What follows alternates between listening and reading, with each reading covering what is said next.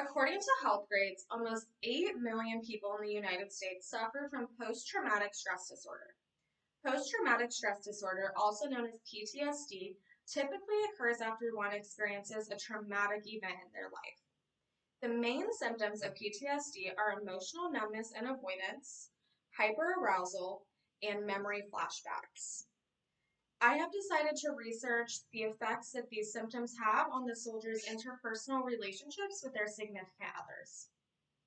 This is a picture of my grandfather who was in the Vietnam War. He unfortunately is one of those 8 million people who suffers from PTSD, so I'm somewhat familiar with it. The first symptom I decided to research is emotional numbness and avoidance, which can make it almost impossible to feel or express emotions. Therefore, as you can imagine, it can make it very hard for these soldiers to disclose personal information to their significant others. According to the communications book, Principles for a Lifetime, self-disclosure not only begins a relationship, but deepens a relationship and gives us humans that satisfaction we need in an intimate relationship. So as you can see, intimacy and PTSD go hand in hand.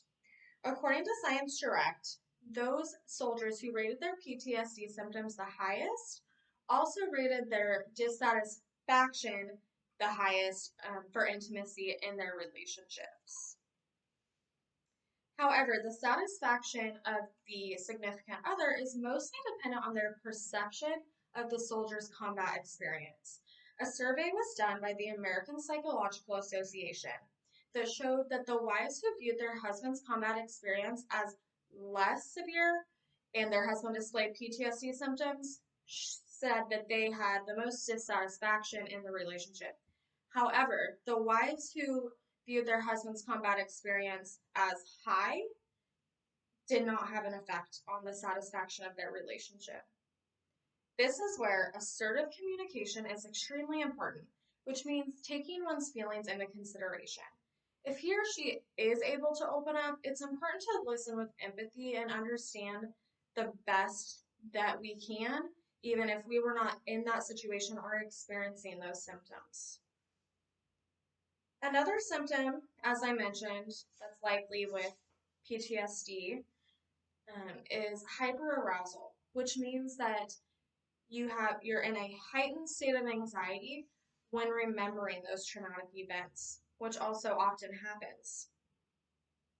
According to Science Direct, these PTSD symptoms of specifically hyperarousal is also associated with aggression in intimate relationships. As you can imagine, this can have a traumatic effect on the relationship, a very damaging effect. Being involved with a soldier suffering from PTSD has many, many challenges.